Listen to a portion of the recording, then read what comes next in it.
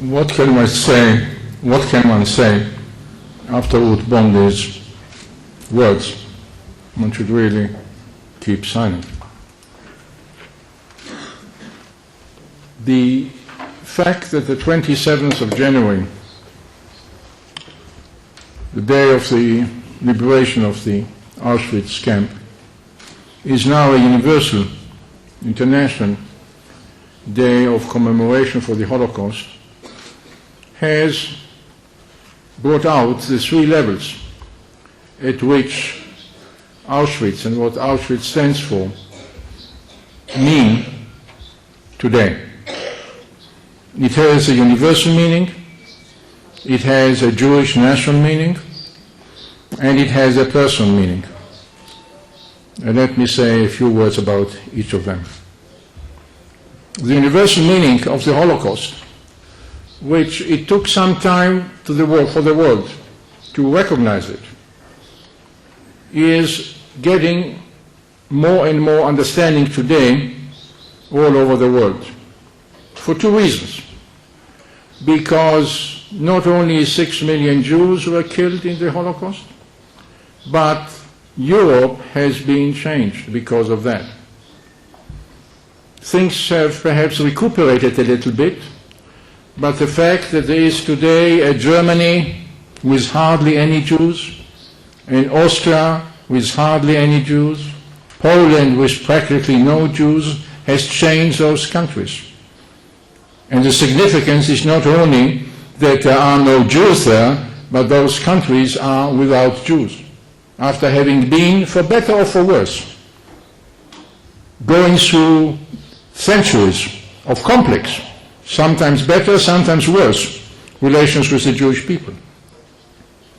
The other universal meaning is, of course, that despite the fact that the word or the words nevermore have become almost a universal symbol for the memory of the Holocaust, they are false.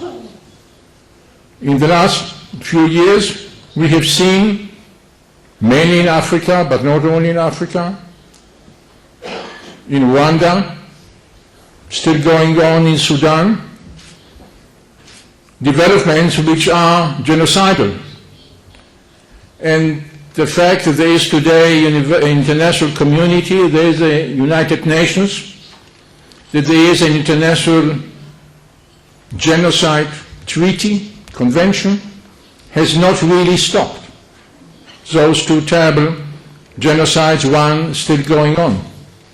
And the reason is not that people do not know, just as people did know before 1939 and after 1939 what was going on. The reason is the burden of realpolitik, of political considerations, of bad faith, of international relations in all of their complexity, and the unwillingness to risk one's own people in order to help people who are being exterminated because of their race or of their religion, somewhere in Rwanda or somewhere in Sudan. This has not changed, and it should be on the conscience of the world today that despite the international understanding of what the Holocaust meant for Europe, the world today is not behaving as it committed itself to behave. There is, of course, the national meaning, the Jewish meaning, and I'll come back to it in a moment, but let me just say a word about the personal meaning. But for the grace of accident, my parents came to Palestine as it then was in 1939, despite British immigration restrictions. But in the archives of Yad Vashem, we have in the 1950s and 60s inscribed 65 names of our immediate family in Poland, in Czechoslovakia, in Hungary, and in Austria. And they include, on one hand, 3 of my grandparents, and I have to admit that only while reaching now, at the age of 76, the age at which they were murdered, Adolf Wiener, Arnold Groner, Leonora Groner, only now do I understand in depth, not as an historian, but as a human being, the enormity of the crime. We all know that people are killed in wars. Civilians are killed in war. Not intentionally, sometimes they did stably called collateral damage. They were not killed in war. They were 75, 76-year-olds. They were murdered. And there is a difference between intentional murder, premeditated murder, and war casualties. They were not. The 6 million Jews who were killed in the war, and others, who were killed, murdered, were not war casualties. They were people who were murdered. And the fact that the murder has been so massive doesn't detract from the fact that each of them was murdered intentionally. On the other age group of my family, 7 cousins, and when I try to remember them, I am trying sometimes to remember not only them. There were kids, 5 years, 7 years, as I was when we left Poland at that time. But I try to imagine, and Ron Barkat mentioned it earlier, our family as it would be today if there would be no Holocaust. Not only those who were murdered, but their children and their grandchildren, 60, 40, 50 people. Not only those who were living were murdered, but also their offspring who never had a chance to be born and to live.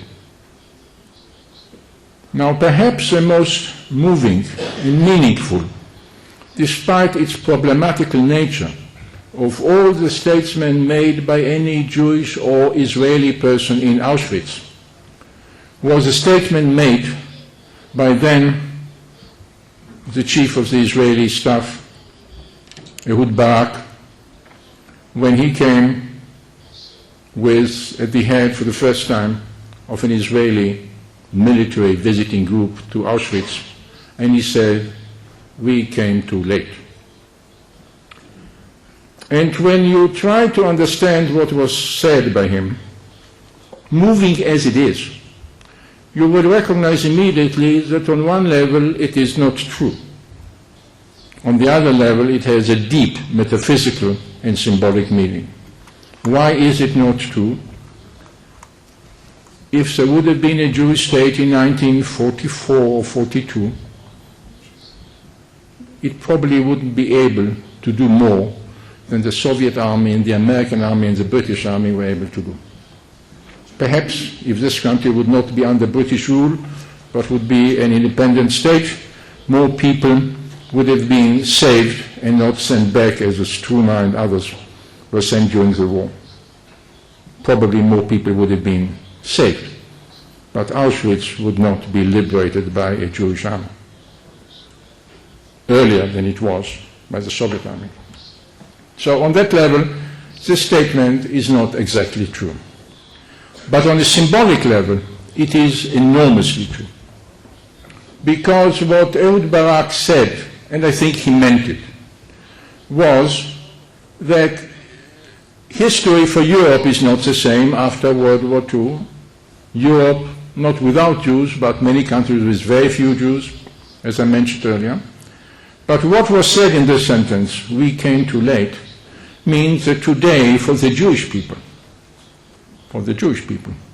the world has also changed. There are threats, and there are threats on a state-to-state level, and some of the threats facing Jews in Israel and Israel are very dangerous threats. But there is a Jewish state. There is a Jewish army. And whatever dangers we are facing in this country, and we are facing serious dangers, we are facing those dangers not as people who are at the margin of world society, not as people who do not have a defender, and not always the defender is effective in his defense, but knowing that you do have a defender, that you do have a flag, that you do have a country, that you do have an army, even if they are not always able to help you, and one has to be realistic about it, makes a difference. Means that you are re-entering, or we have re-entered history. Not that we were out of history. Jews were in history always since the destruction of the temple. But they were not actors in history. They were mainly acted upon. And we are actors. And therefore, when you say today in Israel to Jewish people, never again, this has, I think, a deeper and different meaning from the general statement in the world, never again. Because the world today is as ineffective and as immoral and as hypocritical about Darfur and Rwanda as it was about the plight of the Jews before World War II and during the war. But when we say never again in this country, we mean that never again are Jews going to be defenseless. Not always do you succeed in defending yourself. We know how it is difficult to defend this country and people are being killed and wounded and threatened. But you are not defenseless. So when we say never again, we should remember that. Let me also add something which adds to the cruelty of the name of Auschwitz. Some of us may not be aware of it. The Polish name for Auschwitz, Oświęcim, means something like enlightenment. What can you say more? Jews had a name for Auschwitz. Kehilat Oświęcim called themselves Ushpizin. Ushpizin means welcomed guest in Aramaic and in Hebrew. There can be no worse tragic ironies.